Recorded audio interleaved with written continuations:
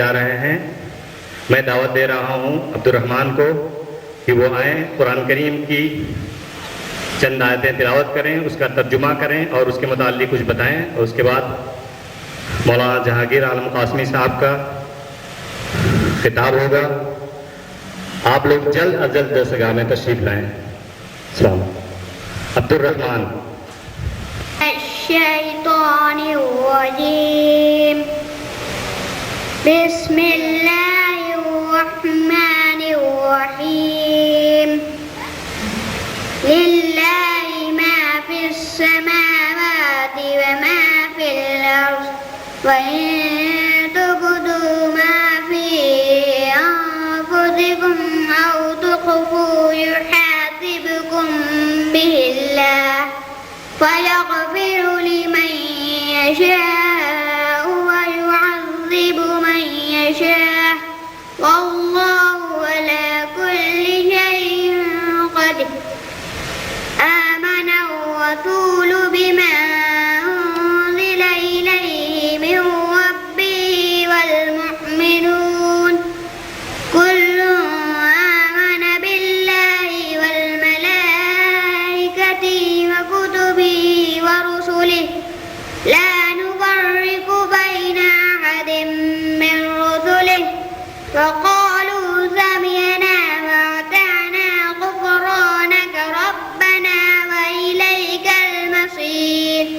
لَا يُكَلِّفُ اللَّهُ نَفْسًا إِلَّا وُسْعَهَا لَهَا مَا كَسَبَتْ وَعَلَيْهَا مَا اكْتَسَبَتْ رَبَّنَا لَا تُؤَاخِذْنَا إِن نَّسِينَا أَوْ أَخْطَأْنَا رَبَّنَا وَلَا تَحْمِلْ عَلَيْنَا إِصْرًا كَمَا حَمَلْتَهُ عَلَى الَّذِينَ مِن قَبْلِنَا رَبَّنَا وَلَا تُحَمِّلْنَا مَا لَا طَاقَةَ لَنَا بِهِ وَاعْفُ عَنَّا وَاغْفِرْ لَنَا وَارْحَمْنَا أَنتَ مَوْلَانَا فَانصُرْنَا عَلَى الْقَوْمِ الْكَافِرِينَ. In the name of Allah, the compassionate, the merciful. To Allah belong all that is in the heavens and on earth. Whatever you show, what is in your mind or conceal it, Allah call you to account for it. He forgive whom He please and He punish whom He please. Allah has power over all things.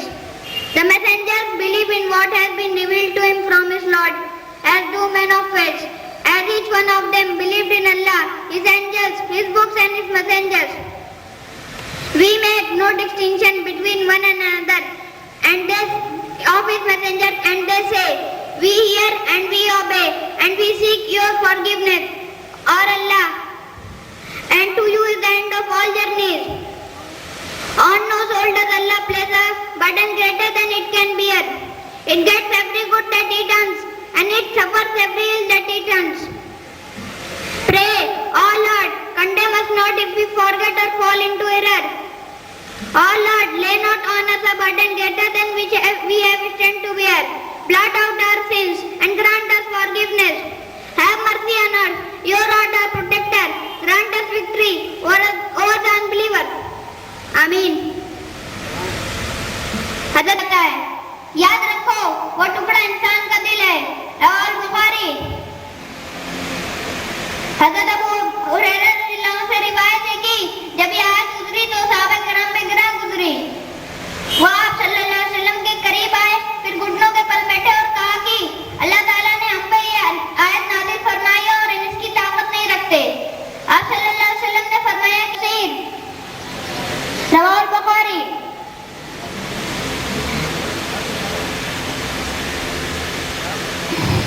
सूरह बकरा की आखिरी रिवायत की हदीस में बहुत फजीलत वारिद हुई है.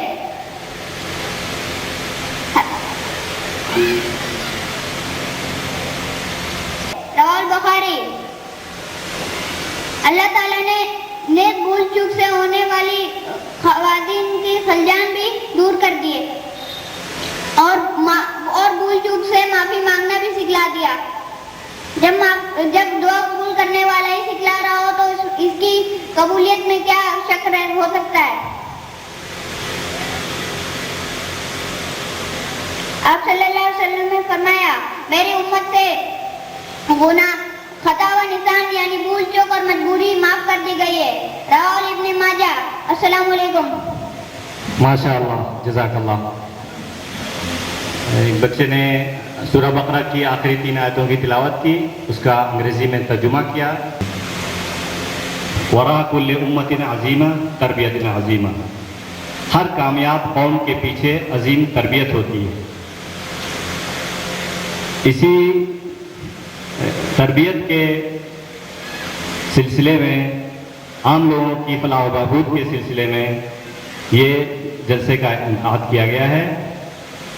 اب میں مولانا جہانگیر عالم قاسمی صاحب کو دعوت دے رہا ہوں کہ وہ خطاب فرمائیں اور لوگوں کو اصلاح کی دعوت دیں. اور یہ جو کام ہے انبیاء اور رسول، ابراہیم کان امۃ قانتا للہ حنیفا. ابراہیم علیہ السلام اپنے آپ میں ایک امت تھے. تو جب بھی اس طرح کا کبھی کوئی مسئلہ ہو تو انبیاء اور رسول کے قصوں سے پورا قرآن کریم بھرا پڑا ہے، اور ہم اپنے دل کو سکون کر سکتے ہیں اور اپنی جد و جہد میں شدت پیدا کر سکتے ہیں.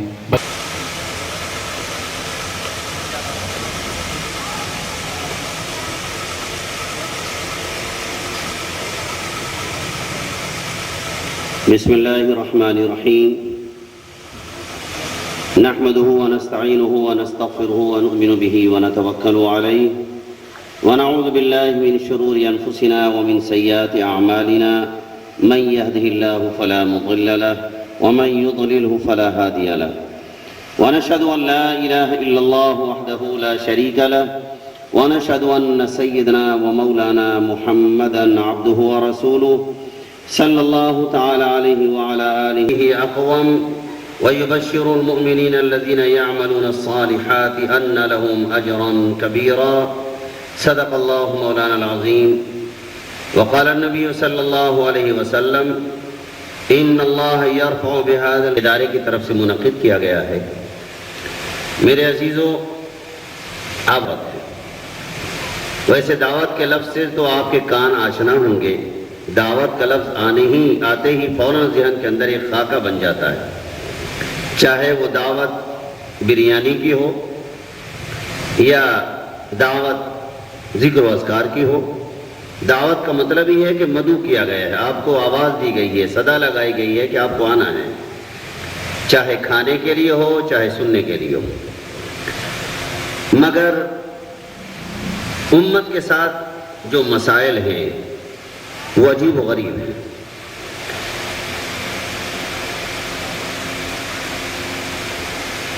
قرآن عظیم کی جو آیت میں نے پڑھی ہے، اس آیت میں اللہ تعالیٰ نے بندوں کو خطاب کیا ہے اور فرمایا کہ ان ھذا القرآن یہدی للتی ہی اقوم. بے شک یہ قرآن انسانوں کو سیدھے راستے کی رہنمائی کرتا ہے. یہدی للتی ہی اقوم، اس راستے کی نشاندہی کرتا ہے. یہ قرآن وہ راستہ دکھلاتا ہے جو سب سے زیادہ سیدھا ہے، جس کو صراط مستقیم کہتے ہیں. جو راستہ انسان کو منزل مراد تک پہنچا دے، جس سے انسان زندگی کے مقاصد کو حاصل کر لے، وہ راستہ قرآن بتاتا ہے. اس سے ہٹ کر وَيُبَشِّرُ الْمُؤْمِنِينَ الَّذِينَ يَعْمَلُونَ الصَّالِحَاتِ، قرآن سیدھا راستہ بھی بتلاتا ہے اور راستے پر جو لوگ چل پڑتے ہیں ان کو بشارتیں بھی سناتا ہے. وَيُبَشِّرُ الْمُؤْمِنِينَ الَّذِينَ يَعْمَلُونَ الصَّالِحَاتِ، جو لوگ عمل صالح کرتے ہیں، اچھے کام کرتے ہیں، ان کو یہ خوشخبری بھی سناتا ہے. کس بات کی؟ أَنَّ لَهُمْ أَجْرًا كَبِيرًا، بڑا انعام ہے اللہ کی طرف سے تمہارے لیے. تم نے جس راستے کا انتخاب کیا ہے، یہ راستہ تمہاری زندگی کو کامیاب کامرہ بنا دے گا. میرے عزیزو، ہماری اور آپ کی زندگی کا مقصد بہت واضح ہے. جس مقصد کو شاعر اسلام علامہ اقبال رحمہ اللہ نے بہت واضح طور پر بیان کیا ہے کہ میری زندگی کا مقصد تیرے دین کی سرفرازی میں اسی لیے مسلمان، میں اسی لیے نمازی۔ قرآن آیا ہے مسلمانوں کو تو صرف نماز کے لیے نہیں، قرآن آیا ہے تو صرف نماز کے لیے نہیں، قرآن آیا ہے تو صرف زکوٰۃ کے لیے نہیں، بلکہ قرآن کا جو بنیادی منشور، بنیادی نظام ہے وہ یہ ہے کہ زندگی کا سارا نظام خواہ کسی شعبے سے وابستہ ہو، سب منشور الہی کے تابع ہو جائیں۔ اور یہ ایسا منشور ہے، ایسا نظام ہے جس کے لیے تمام اہل ایمان کو اپنے لیے، اپنی اولادوں کے لیے، مرد و خواتین کے لیے، بیٹوں اور بیٹیوں کے لیے فکر مند ہونا چاہیے۔ اور فکر مندی کی انتہا ہم آپ کو بتائیں قرآن کی زبان میں، ام کنتم شہداء اذ حضر یعقوب الموت اذ قال لبنیہ ما تعبدون من بعدی۔ اے نبی صلی اللہ علیہ وسلم، حضرت یعقوب کی موت کا جب وقت آیا یا موت کا وقت قریب آ گیا، اس وقت آپ موجود نہیں تھی، مگر اے نبی آپ پر وحی کی جا رہی ہے کہ آپ غور کریں، آنے والی نسلوں کو بتائیں کہ ایک پیغمبر کی درد مندی اپنی اولادوں کے لیے کیسی تھی اور امت کے افراد کی درد مندی اپنی اولادوں کے لیے کیسی ہونی چاہیے۔ ام کنتم شہداء اذ حضر یعقوب الموت، اے نبی آپ اس وقت موجود تھے جب ابراہیم یعقوب نے اپنی اولادوں کو جمع کر کے ان کے سامنے ایک بات رکھی تھی۔ ظاہر ہے کہ حضرت یعقوب کے انتقال سے پہلے یا اس وقت آپ موجود نہیں تھے، دنیا میں تشریف نہیں لائے تھے، مگر اللہ تعالیٰ بیان واقعہ کر رہا ہے کہ انہوں نے اپنی موت سے چند روز پہلے جب حالات، قرائن ایسے ظاہر ہونے لگے کہ اب چل چلاؤ کا وقت ہے، لہذا اپنی اولادوں کو جمع کیا، اپنے بیٹوں کو جمع کیا۔ اذ قال لبنی، انہوں نے اپنے بیٹوں سے ایک سوال کیا کہ ما تعبدون من بعدی، میرے بیٹوں بتاؤ کہ تم میرے بعد کس کی بندگی کرو گے؟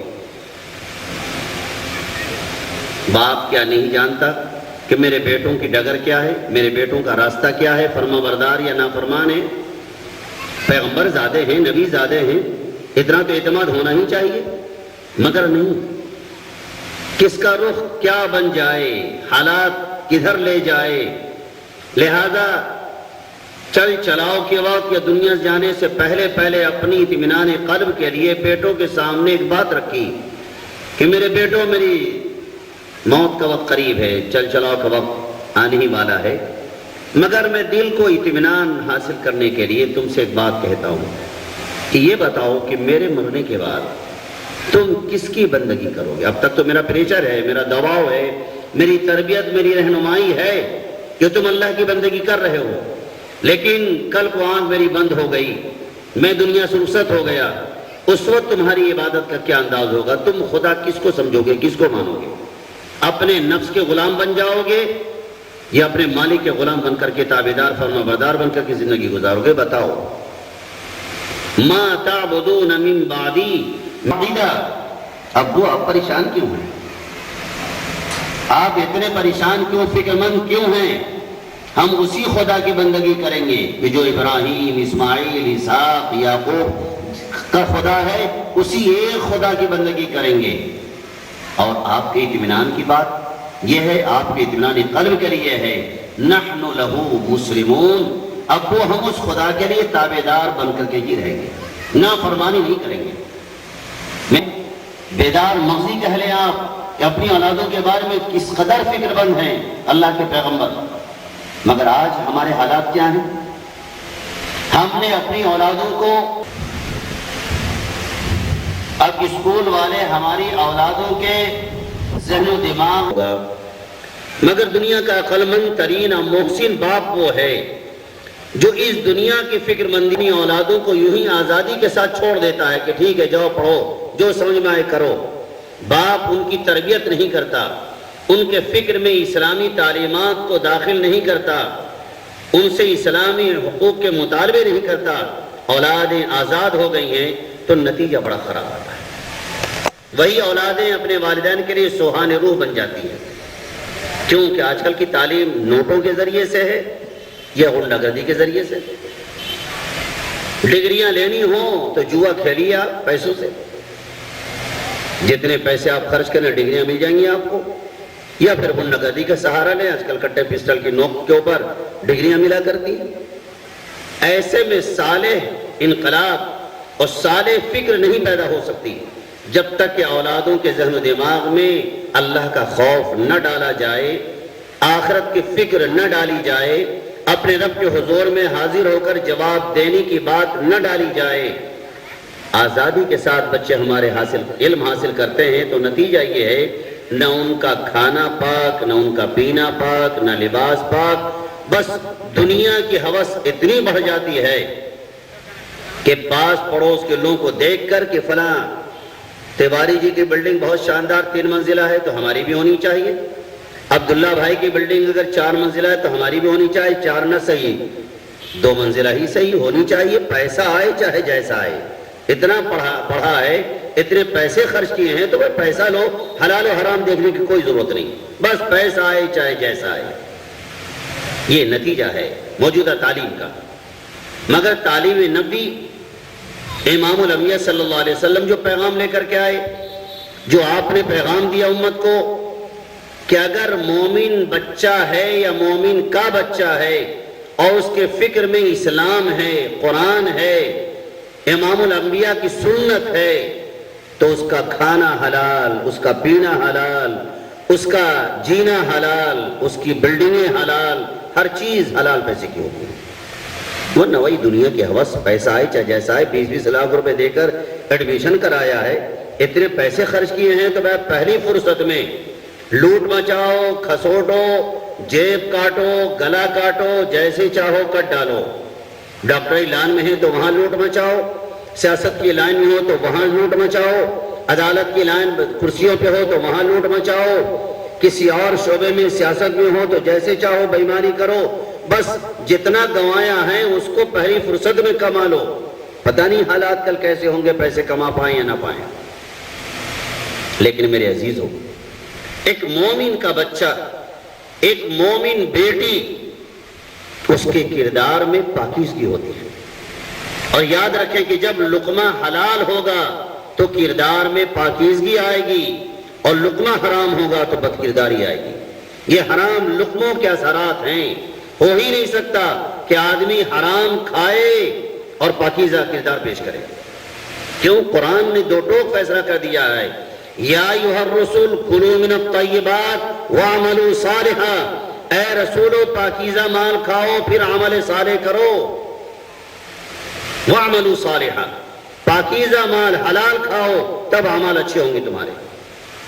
حرام کھانے سے انسان کے نیتوں میں فتور، برائیوں کی طرف اس کا ذہن بڑھتا ہے، بھاگتا ہے. برے کام کرنے میں اسے بڑا لطف، بڑا مزہ آتا ہے.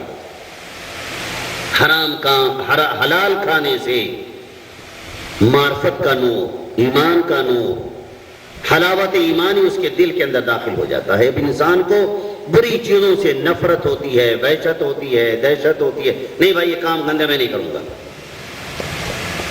اس لیے پیغمبر نے اپنی اولادوں کے بارے میں فکر مندی ظاہر کی. ما تعبدون من بعدی، کس کو خدا مانو گے اور کس کی مانو گے بتاؤ. بیٹوں نے جواب دیا نعبد الہ، آپ کے خدا کی بندگی کریں گے. وَنَحْنُ لَهُ مُسْلِمُونَ،